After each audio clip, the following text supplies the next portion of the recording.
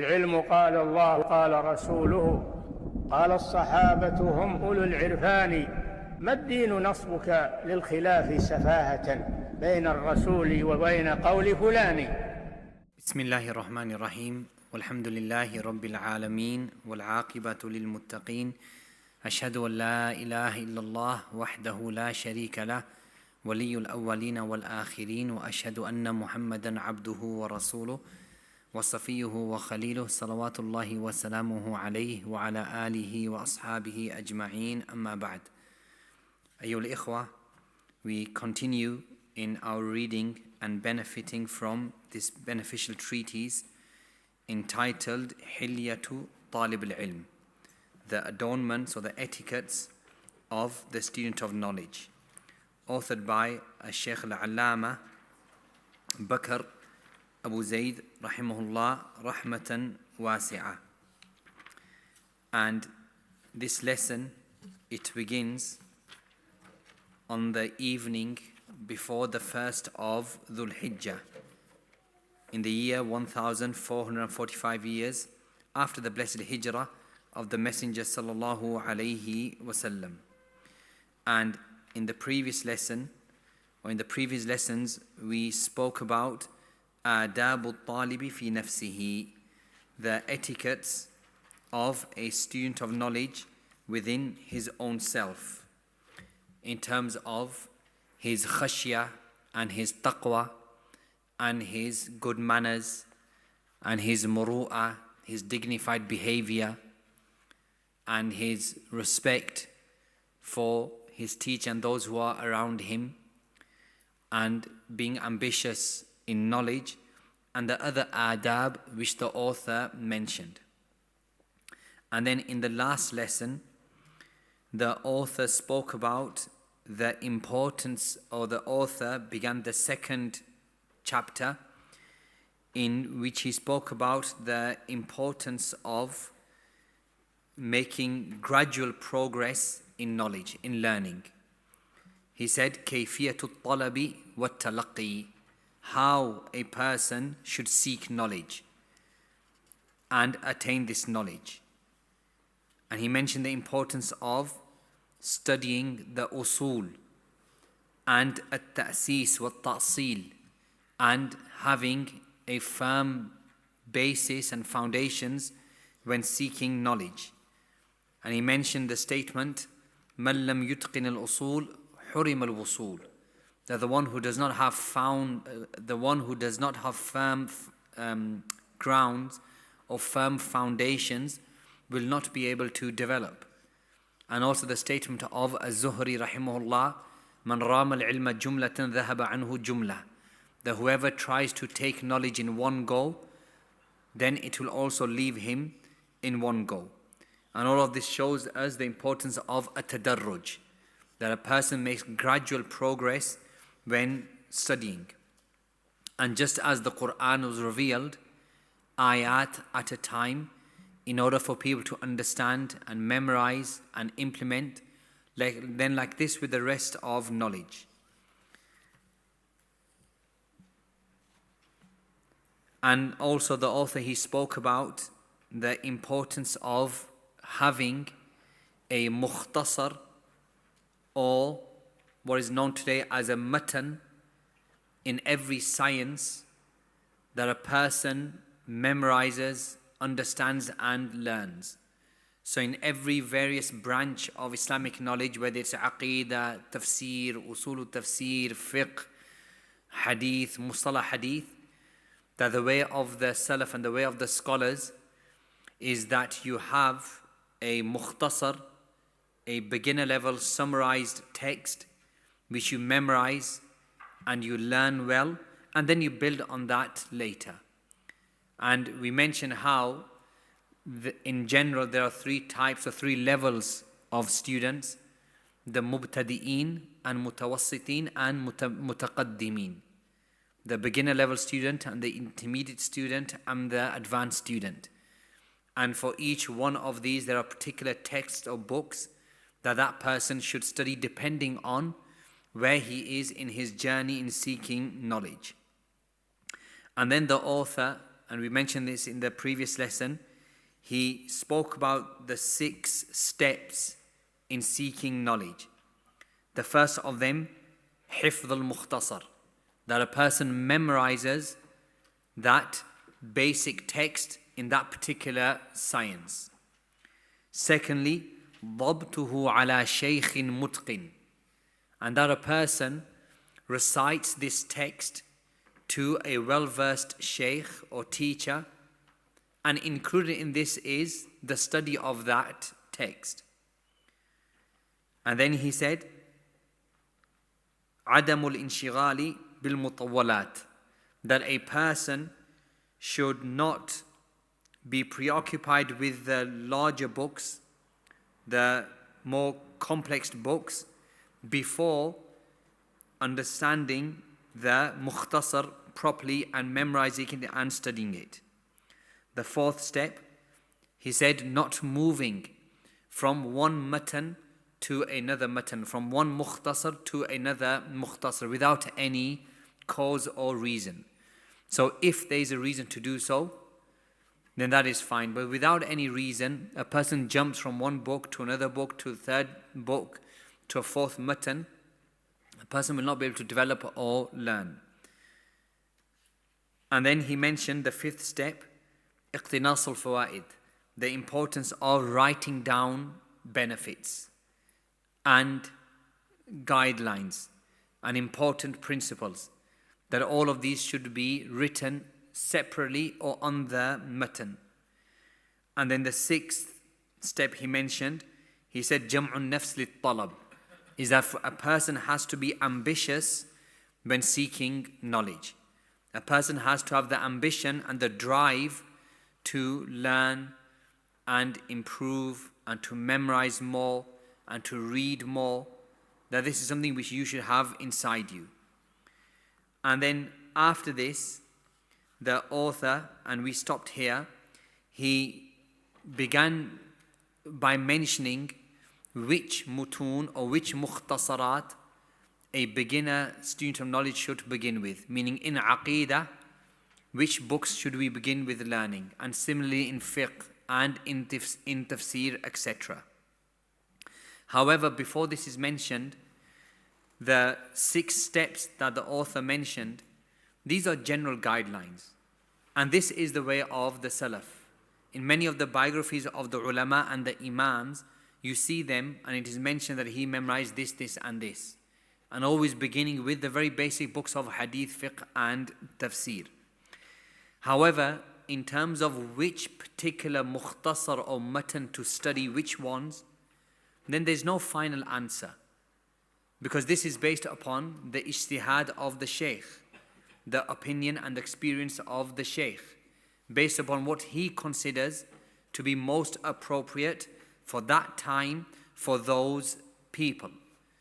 So this is why the mukhtasarat and the mutun and the books of the madhahib, they are mere wasa'il. They are avenues in studying the Quran and the Sunnah. They are not the intended objectives, but they are avenues towards understanding the Quran and the Sunnah. And this is why the author, he mentions, وَاعْلَمْ أَنَّ ذِكْرَ الْمُخْتَصَرَاتِ وَالْمُطَوَّلَاتِ الَّتِي يُؤَسِّسُ عَلَيْهِ الطَّالِبُ وَالتَّلَقِّي لَدَى الْمَشَايِخِ تَخْتَلِفُ غَالِبًا مِنْ قُطْرٍ إِلَى قُطْرٍ. He said that you should know that the mention or the suggestion of specific mukhtasarat and mutawwalat that a student should base his foundations upon, this differs from country to country, from area to area. باختلاف المذاهب, depending upon the different madhahib, meaning in a country where the Hanbali madhab is prevalent and taught, and that's what those ulama have studied, and that's what the fatwa is based upon, then of course in that country they are going to advise with particular books of the Hanbali madhab, because that is what the scholars of that country know, and that is the madhab and the fatwa of that country. And therefore it would not make sense for a scholar to obligate upon students from another country who perhaps the Shafi'i madhab is prevalent, books of the Hanbali madhab. And this is why we see differences in the books which are advised with. And even if you went to two scholars of the same country and asked them advice in terms of which books to begin with and the priority that you should take and in which order, there will be different pieces of advice. Because this is something which is ijtihadi and it is something which is relative to each shaykh and to each person. He said, وَمَا نَشَأَ عَلَيْهِ عُلَمَاءُ ذَلِكَ الْقُطْرِ مِنْ إِتْقَانِ هَذَا الْمُخْتَصَرِ وَالتَّمَرُّسِ فِيهِ دُونَ غَيْرِهِ. And also dependent upon what the scholars of that particular land or country have studied and that which they know well. And of course, there may be other reasons. In fact, he mentions, وَالْحَالُ هُنَا تَخْتَلِفُ مِنْ طَالِبٍ إِلَى طَالِبٍ آخَرٍ. And also, the students themselves. So it might be based upon the land, the country. Different books are advised with depending upon the different countries. It may be the scholars who are teaching, the mashayikh who are teaching and what they are well versed in, which particular books of aqeedah they have studied and which are prevalent and taught. Or it may be the students. So the shaykh may have two students and both of them they ask his advice and he advises one student with a particular sequence of studying and another student with a different sequence of studying, depend upon the student themselves. This one has a stronger memory, this one has a weaker memory. This one seems to be more intelligent, the other one seems to be less intelligent. This person's lifestyle in terms of family, work, occupations allows him to study XYZ. This person's lifestyle does not allow him to study XYZ. This person is young, that one is older, etc. So there are many reasons why the actual mukhtasarat which are advised with may differ from place to place and shaykh to shaykh. And also the environment or the land which a person is in. And it may also be dependent upon the time which you are living in. So for example, living in 2024 in the UK, there may be certain challenges, certain doubts, certain movements which need to be studied. And therefore you might find certain mashayikh or ulama of that country and they advise with particular books that were not advised with 50 years ago. Why? Because the challenges of your country or your area are different. Now, and this is why we find, for example, the majority of the rasail of al-Imam Muhammad ibn Abdul Wahhab were regarding Tawheed al-Uluhiyyah, specifically Tawheed al-Uluhiyyah, and Tawheed and Shirk. And the rasail of Shaykh Ibn Taymiyyah rahimahullah, Shaykh al-Islam Ibn Taymiyyah, many of them were regarding Tawheed al-Asmaء والصفات and less focused on al-Uluhiyyah. Why? Because of the needs of that time. So shirk and shirkun akbar and ignorance of Tawheed was not prevalent or as prevalent during the times of Ibn Taymiyyah as it was during the times of Imam Muhammad ibn Abdul Wahhab rahimahullah. And therefore the challenges which were being faced during that time of Ibn Taymiyyah was the challenge of the falasifa and the mutakallimin and the mu'tazila and the asha'ira. And therefore he wrote in order for those doubts to be countered. Whereas when it came to the time of Imam Muhammad ibn Abdul Wahhab rahimahullah, especially in Jazirat al-Arab during his time, the greatest priority was a shirk and kufr and an ignorance of at-Tawheed. And therefore he wrote regarding this. And also, for example, especially our time, our place, our country we are in, there are doubts regarding atheism and the Muslim identity, etc. And therefore, different books may be suggested by the ulama or a different sequence in terms of learning. So all of these are important factors, which is why the advice differs from shaykh to shaykh. So the author mentions that in our land, meaning in Saudi Arabia, during his time, كان الطالب في قطرنا بعد مرحلة الكتاتيب والأخذ بحفظ القرآن الكريم. that the students in our lands, after the phase of al-katatib, and al-katatib meaning the schools of hifth of the Quran, and reading and writing. Meaning when a child, when a student is young, they would begin with the maktab, or the katatib, or what we call today the madrasa. And in the madrasa, they would learn reading, writing, the hifth of the Quran, and maths, for example. This was studied in the katatib, or what we call today the madrasa. And they would begin with the hifth of the Quran, because this is most appropriate, especially for a student who is young, especially for children, especially before 11 years old. Because before 11 years old, their hifth is stronger than their understanding. And after 11, 12 and puberty, etc., then the understanding becomes stronger than the hifth. And this is why the children would always begin with memorization. Hifth of the Quran, and then even hifth of some mukhtasarat and mutun, even without understanding. Because at that age they are not able to understand. So they are pushed towards what? Towards memorization, along with reading and writing skills. He said, then they would go through 3 phases. We said, لِلْمُبْتَدِئِينَ ثُمَّ الْمُتَوَسِّطِينَ ثُمَّ الْمُتَمَكِّنِينَ. There would be a beginner level study program, and there would be an intermediate level study program, and then there would be a more advanced learner study program. Meaning, for each level of the student, there were certain books which were advised. So he said, and he gives examples, he said, فَفِي التوحيد. So for example, in Tawheed, ثلاثة الأصول والقواعد الأربع ثم كشف الشبهات ثم كتاب التوحيد. The beginner level student would begin with al-usul al-thalatha, the 3 fundamental principles. And along with this, al-qawaid al-arba', the 4 fundamental principles. And then after this, kashf al-shubahat. And then kitab al-tawheed. And all these 4 texts or rasail are regarding Tawheed al-uluhiyya, meaning regarding Tawheed and shirk, and Tawheed of the worship of Allah Azza wa Jal.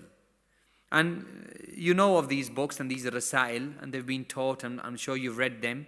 Al-Usul al-Thalatha, in which the author speaks about important principles which every single Muslim should know, the importance of knowledge and righteous actions, and calling to Allah, and having patience.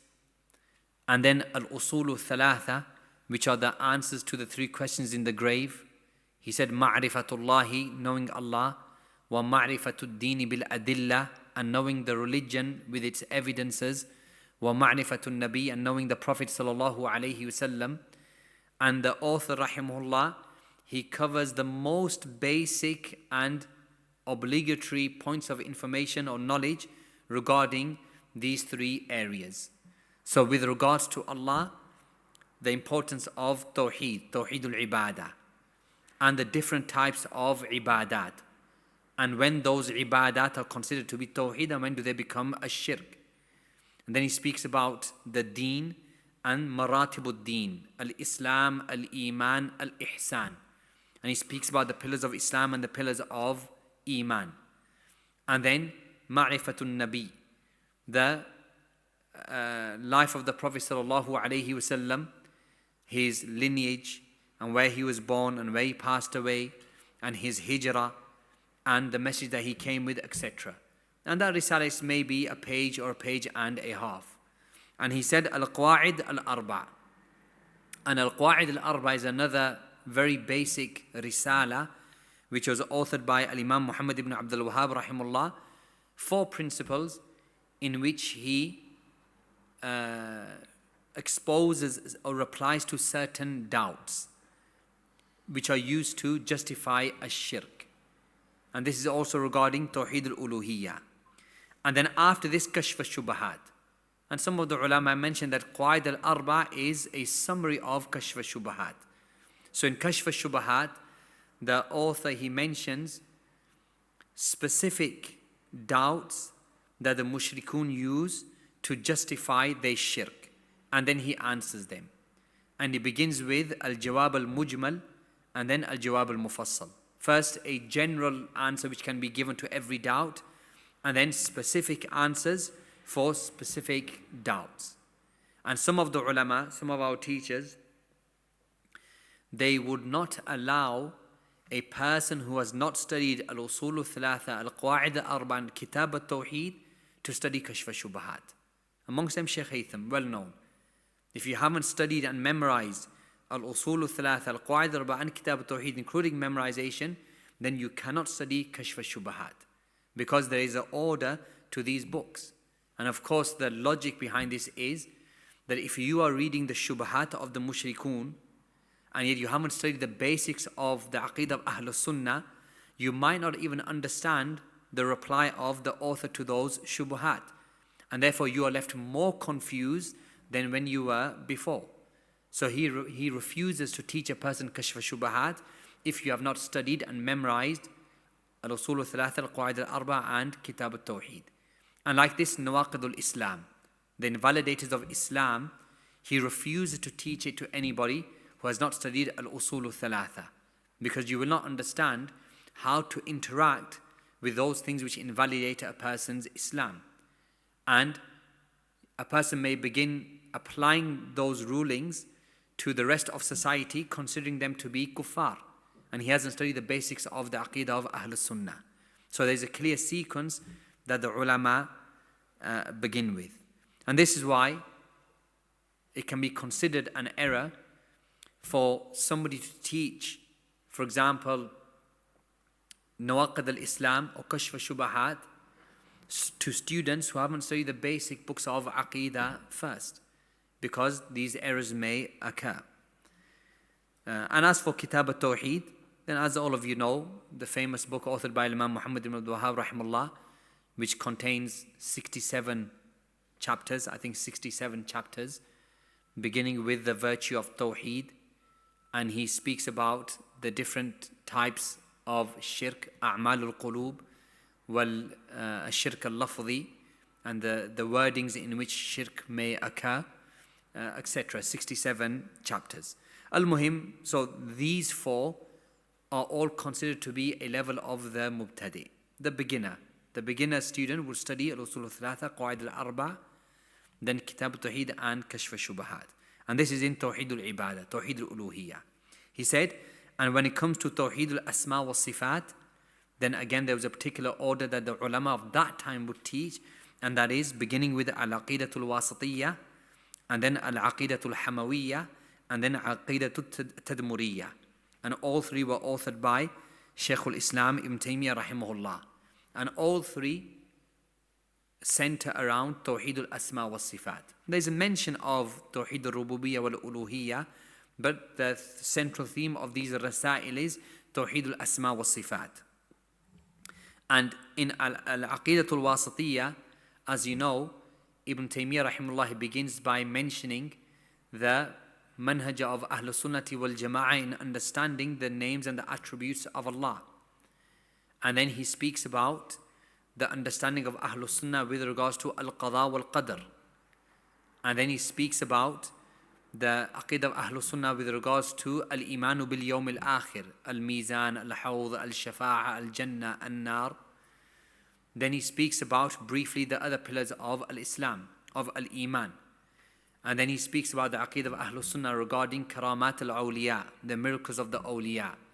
And he speaks about the aqidah of Ahlul Sunnah with regards to hubb al-sahaba. And then he speaks about the wasatiyah of al-Islam and the wasatiyah of Ahlul Sunnah between the various sects. So he mentions some sects very briefly and the extremes of the Qadariyah and the extremes of the Jabariyah, and how Ahlul Sunnah are in the middle, and the extremes of the Mu'attila and the extremes of the Mushabbiha, and how Ahlul Sunnah are in the middle, and the extreme of the Khawarij and the extremes of the Murji'ah, and how Ahlul Sunnah are in the middle, and the extremes of the Rawafid and the extremes of the Nawasib, and how Ahlul Sunnah are in the middle. And then he ends with a mention about the importance of adab and al-akhlaq. So this is a beginner level text or risala or mukhtasar when it comes to Tawheed al-Asma wa Sifat. And then after this, al-Hamawiyya. And al-Hamawiyya is the next step up, because in it he mentions doubts of the Asha'ira and the Sufiyya with regards to al-Asma wa Sifat. And then at-Tadmuriyya is a little bit more advanced, because he mentions the doubts of the Falasifa and the Mutakallimin, Ahlul Kalam, when it comes to the names and the attributes of Allah and the Qadha and the Qadr of Allah subhanahu wa ta'ala. So there is a clear sequence when it comes to studying Tawheed al-Asma wa Sifat. And then he said, فَالطَّحَاوِيَّ مَعَ شَرْحِهَا.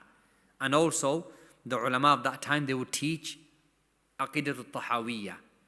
And this was a risala which was authored by Abu Ja'far al-Tahawi al-Hanafi, rahimahullah, in which he mentions the Aqidah of the Salaf and Fuqaha al-Millah. And the meaning of Fuqaha al-Millah, meaning al-Imam Abu Hanifa and his two students, Abu Yusuf and Muhammad ibn Hassan. And in this he mentions the general Aqidah of Ahlul Sunnah, generally speaking, whether it's regarding Tawheed or Sahaba or the deviated sects, the Aqidah of Ahlul Sunnah and as-Sam' wa Ta'a and al-Bid'ah, etc. And then he said, and in al-Nahw, then the scholars of that time, they would teach al-Ajurrumiyya and then Mulhat al-I'rab. And Mulhat al-I'rab is a piece of poetry authored by Abu al-Qasim al-Hariri, in which he mentions various aspects of al-Nahw. And in reality, both al-Ajurrumi and Mulhat al-I'rab, both of them are at the same level. Both of them are for the beginner student. So usually the ulama, they prefer one over the other. And that which is more prevalent today, even in Saudi Arabia, it is al-Ajurrumiyya. And then after this, Qadrun Nada by Ibn Hisham, and that is more advanced than al-Ajurrumiyya, and then Alfiyat ibn Malik. And that is considered to be an advanced text in Nahu, and of course this is a piece of poetry, as you know. And then similarly in Hadith. So when it comes to Hadith, there's a clear sequence in studying. He said, وَفِي الْحَدِيث الْأَرْبَعِينَ, meaning the 40 Hadith of Al-Imam al-Nawawi. And how many Hadith are contained in Al-Arba'un al-Nawawiyya? Who knows? Put your hands up though. How many Hadith? 42. 42 Hadith are contained in Al-Arba'un al-Nawawiyya. But the Arabs, they round up or they round down. So Arba'in, even if there is one or two more than 40 Hadith. And Al-Arba'un al-Nawawiyya, the author, meaning Sharafuddin Yahya ibn Zakaria al-Nawawi, rahimahullah, he wrote it or he compiled it. So each Hadith is a principle in different areas of the religion. Whether it's in Aqidah, whether it's in Adab, whether it's in Ibadah, whether it's in Bid'ah, whether it's in Halal and Haram, whether it is in oppression and transgression, etc. Each one of these 40 or 42 Hadith is like an evidence or an asal in different areas of the religion. And so the ulama, they begin with this. And then he said, ثُمَّ عُمْدَةُ الْأَحْكَامِ by al-Maqdisi. And Umdatul Ahkam is a collection of hadith specific to al-Ahkam. And when we say Ahkam, meaning fiqh. So Umdatul Ahkam, authored by al-Maqdisi, it is specific to a hadith regarding fiqh, Hadith al-Ahkam. And it contains 400 odd hadith. And all of those hadith are in Sahih Bukhari and Muslim, or one of them. And so the ulama would begin with this because the student does not need to worry about whether the hadith is authentic or not, because it's in Sahih Bukhari and Muslim or one of them. So it's easy for the student of knowledge. But it's only 400 I think 407 or 405 hadith. And then after this, Bulugh al-Maram. And Bulugh al-Maram, authored by, as you know, al-Hafidh ibn Hajar. And this is also regarding Hadith al-Ahkam, hadith regarding fiqh and the rulings of fiqh. And al-Hafidh, he structured Bulugh al-Maram according to the structure of the books of fiqh, meaning beginning with Tahara, and then Salah, Zakah, and the rest of Ibadat, and then going towards Al-Mu'amalat. And then the last chapter is Kitab al-Jami', in which he mentions a hadith regarding Adab and Akhlaq. And this contains just under 1600 hadith, just under 1600 hadith. However, these hadith are from Bukhari and Muslim, and also the books of As-Sunan. And he mentions the takhrij, so it is a little more advanced. And then he said, Al-Muntaqa. Al-Muntaqa by the grandfather of Ibn Taymiyyah rahimahullah. And this is more comprehensive because it contains over 5,000 hadith regarding al-ahkam, and therefore it is more comprehensive. And then after this, he mentions Qira'atul Ummahat as-Sitt, and then reading the 6 compilations of hadith, Bukhari, Muslim, Sunan Abi Dawud, Sunan Nasa'i, At-Tirmidhi, and Sunan Ibn Majah. And they are the well-known 6 compilations of al-hadith. And again, even this sequence may differ from land to land and area to area and various ulama. And then he said, and as for mustalah, and the meaning of mustalah meaning ilm al-hadith, mustalah al-hadith. Mustalah al-hadith meaning understanding the terminologies, the mustalahat, which Ahlul Hadith use. So when a muhaddith says this hadith is sahih, or this hadith is mutawatir, or this hadith is gharib, or this hadith has an illah, or this hadith is shadh, or this hadith is munkar, then understanding what does munkar mean, what does sahih mean, what does hasan li ghayrihi mean, what is an illah, what is illah khafiyya, etc. And he said in mustalah, then they would begin with nukhbatul fikr. And nukhbatul fikr fi mustalahi ahl al-athar, authored by al-Hafidh ibn Hajar. And it's perhaps 2 or 3 pages. It's only 2 or 3 pages. And he begins in his introduction, he mentioned that somebody asked him to simplify the science of hadith in a written form, and so he did so. And he begins by saying, أقول فإن الخبر, I begin by saying that al-khabar, meaning narrations, is either something which has been narrated min turuqin bila adadin mu'ayyin, by either chains which has no limit, meaning many chains, or bil hasr, or with a chain of narration which is restricted to 2, 3 or more. So he begins by mentioning, in essence, either a hadith is mutawatir, and that is a hadith which does not have a limited number of chains, or it is limited to 1, 2 or 3, and therefore it is gharib or aziz or mashhur, etc. And so he speaks about the different types of hadith and the different types of ilal, and meaning the points of weakness. When do we consider this hadith to be authentic or weak? And this is known as the science of al-ilal. And also he speaks about where the hadith ends at, meaning the hadith which goes back to the Prophet, what do we call it? Marfu'.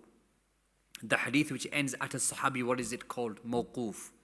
The hadith which ends at a tabi'i, what is it called? Etc. So this is nukhbatul fikr. As I mentioned, only 2 or 3 pages. And then he said Alfiyatul Iraqi, which is 1,000 odd verses, 1,000 odd verses of Mustalah Hadith. And then he speaks about Al-Fiqh. He said Adabul Mashi ila Salah by Shaykh Muhammad ibn Abdul Wahhab. Thumma Zadul Mustaqni'.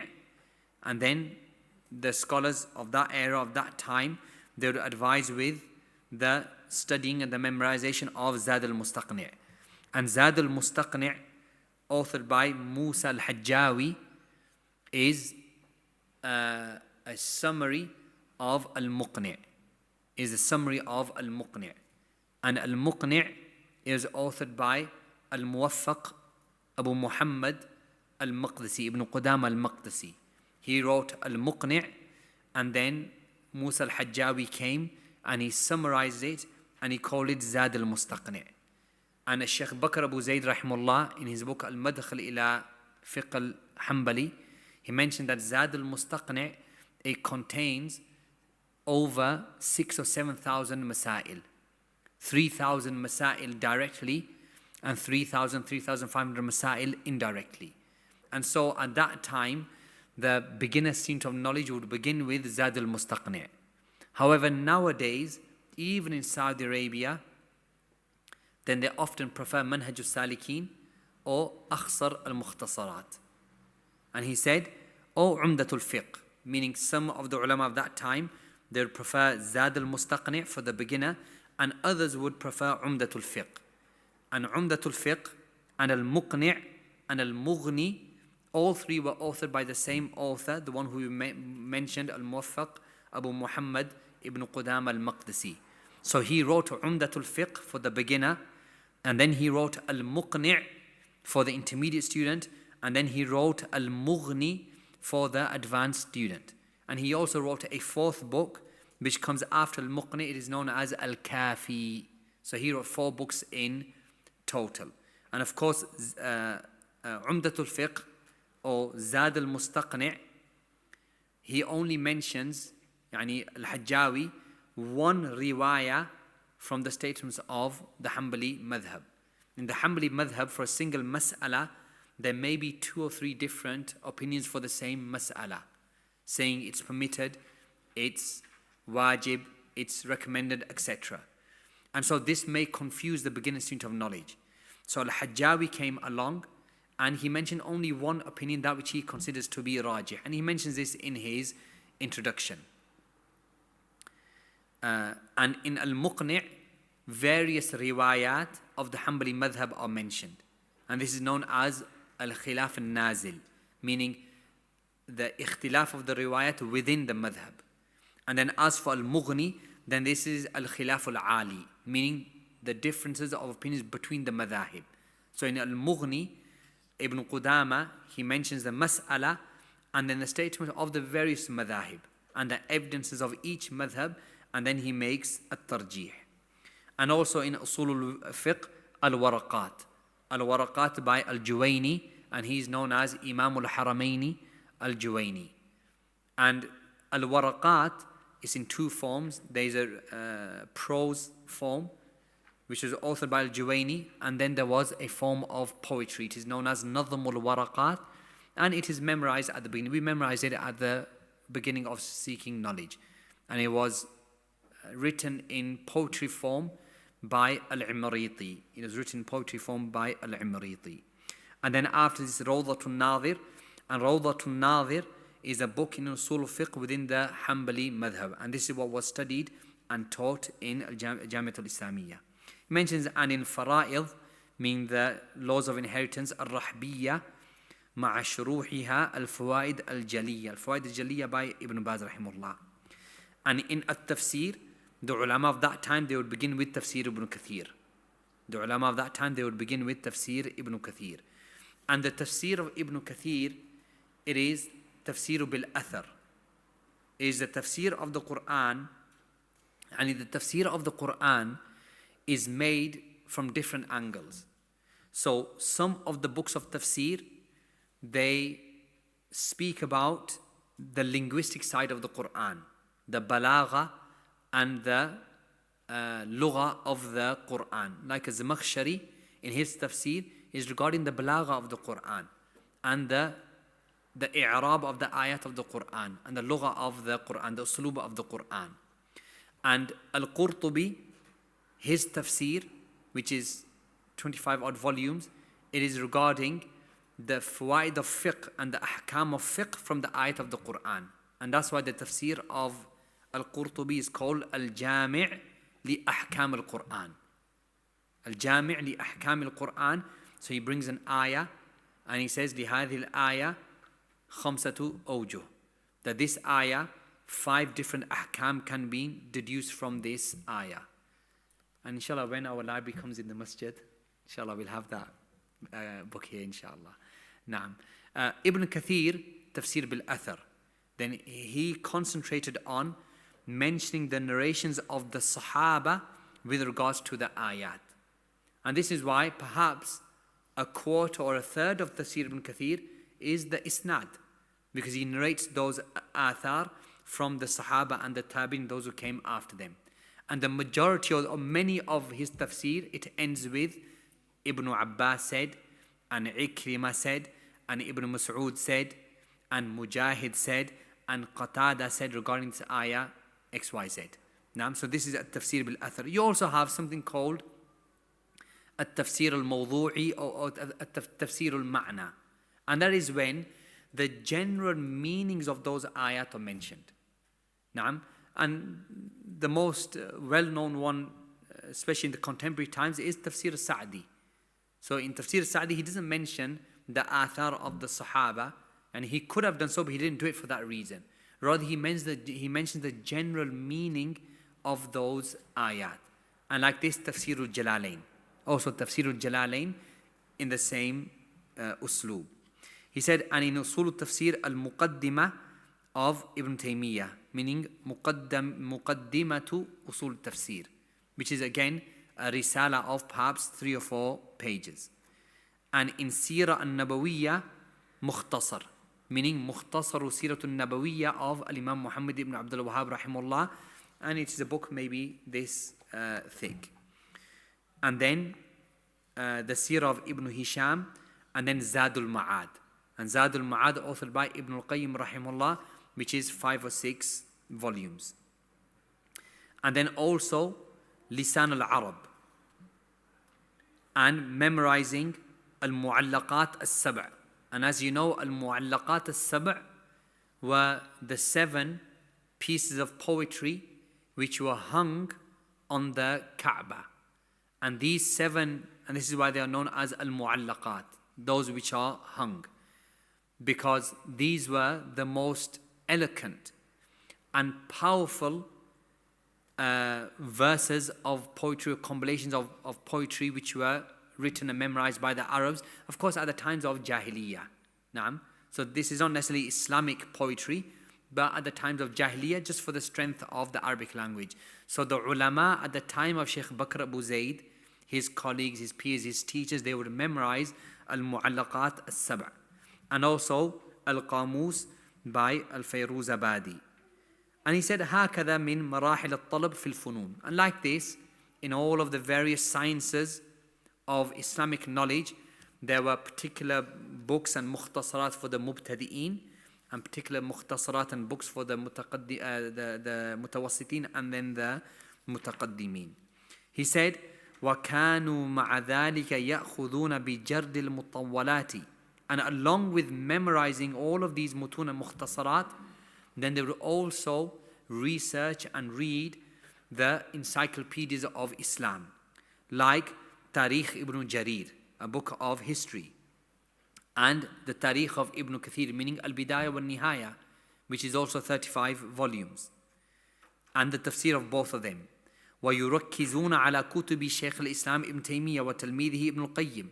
And they would focus on the books of Ibn Taymiyyah and his student Ibn al-Qayyim, and the books of A'immatul Da'wah, the books of the Imams of Ad-Da'wah. Always, ikhwa, whenever you hear, especially one of the ulama from Saudi saying A'immatul Da'wah, then he's referring to the scholars of An-Najd and those areas. So A'immatul Da'wah, it refers to Imam Muhammad ibn Abdul Wahhab rahimahullah, and then his students. And the people, the ulama at that time, they are known as A'immatul Da'wah wa fatawihim. Now, he said, وَهَكَذَا كَانَتِ الْأَوْقَاتُ عَامِرَةٌ فِي الطَّلَبِ. And this is how the scholars of that time, they would fill their day and they would fill their time in seeking knowledge, and in majalis al-ilm, and in gatherings of knowledge. فَبَعْدَ صَلَاةِ الْفَجْرِ إِلَى إِرْتَفَاءِ الضُّحَى. So they would have a lesson immediately after Fajr, all to just before noon, ad-duha, and there would be gatherings and classes of knowledge.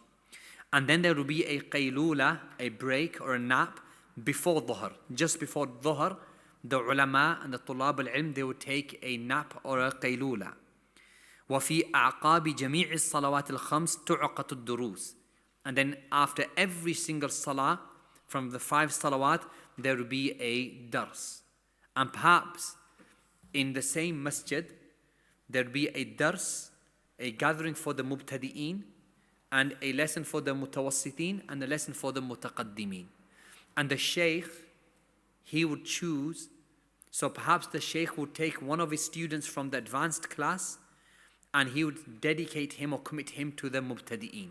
And he has to go there, and he has to teach the mubtadi'een. And many of them, as the author will mention, they would not allow the mubtadi' to sit in the lesson of the mutaqaddim. Unlike this. So, it doesn't cause confusion or complications for the student of knowledge. He said, وَكَانُوا فِي أَدَبٍ جَمٍّ. And along with all of this, diligence, studying, full days of learning, then they had beautiful manners. وَالتَّقْدِيرِ. And respect for each other. Meaning the teachers would have respect for each other, and the tulab al-ilm would have respect for each other, and the teacher would have respect for the students, and the student would have respect for the teacher. بِعِزَّةِ النَّفْسِ. And they were dignified, and they had self-esteem. مِنَ الطَّرَفَيْنِ. From both the teacher and the students. عَلَى مَنْهَجِ السَّلَفِ الصَّالِحِ. And they were upon the methodology of the righteous salaf. لِذَا أَدْرَكُوا. And because of all of this, they attained knowledge. وَصَارَ مِنْهُمْ فِي عِدَادِ الْأَئِمَّةِ فِي الْعِلْمِ جَمْعٌ غَفِيرٌ. And that's why many of them, they became the senior scholars of our time today.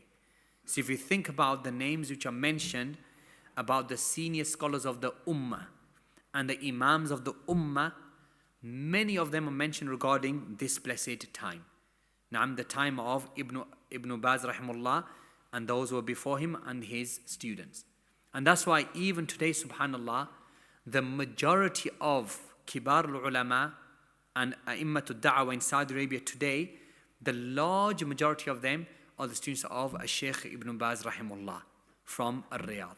Even today, Shaykh Salih al-Fawzan and Shaykh Abdul Muhsin al-Abbad, and before them, Shaykh Ibn Uthaymeen, and Shaykh Ibn Jibreen, Abdullah Qu'ud, and Shaykh al-Humayd, and Shaykh Abdulaziz al-Shaykh, and Shaykh Bakr Abu Zayd, and many of those ulama, all of them or many of them students of Shaykh Ibn Baz, because they grew up in this environment of after Fajr, after Dhuhr, after Asr, lessons, memorization, learning, knowledge, along with respect and dignity and muru'ah and akhlaq and ikhlas bi'idhnillahi ta'ala, until they became the imams of our religion today.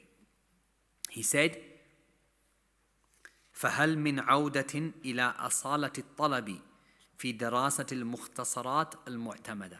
He said, so why do we not go back and return to this way of seeking knowledge?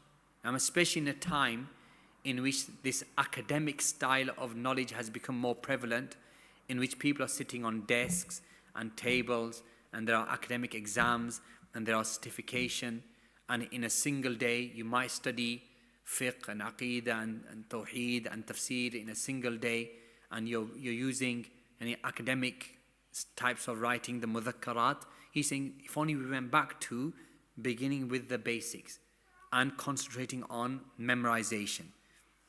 He said, fi hifdhiha, memorizing them, and not sufficing with understanding only. And he said, this is why today we find students who are lost, la hifdh wa la fahm, no memorization and no understanding. And in today, the concentration, especially even in the Western schools, is all about understanding. And when it comes to memorization, it is very, very little. Even in terms of the style of even secular studies, whereas previously They would memorize the times tables and they would memorize and memorize. Now it's all about understanding. And so there is no memorization and there is no understanding. But that manhaj of beginning with the basics and the mukhtasarat and memorizing at an early age and then going on towards studying, it produced the great imams of our religion. And then he mentioned the statement, we'll end with this, the statement of Al-Hafidh Uthman ibn Kharrazad, who died 282 Hijri. He said, يَحْتَاجُ صَاحِبُ الْحَدِيثِ إِلَى خَمْسٍ, that a student of hadith requires 5. فَإِنْ عُدِمَتْ وَاحِدَةٌ فَهِيَ نَقْصٌ, and if one of these 5 qualities are deficient, then there is a deficiency in him. يَحْتَاجُ إِلَى عَقْلٍ جَيِّدٍ, that seeking knowledge, it requires firstly a good mind, intelligence, intellect. وَالدِّينِ, and it requires taqwa and khashya.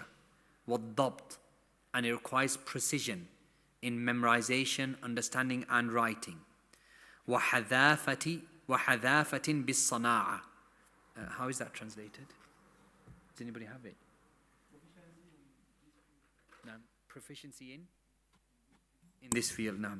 And then he said, مَعَ أَمَانَةٍ تُعْرَفُ مِنْ, along with trustworthiness that that person is known by. Then mention the statement of al-Dhahabi. You can read in your own time, inshallah. We suffice with that for this lesson. هذا والله أعلم وبالله التوفيق وصلى الله على نبينا وسلم.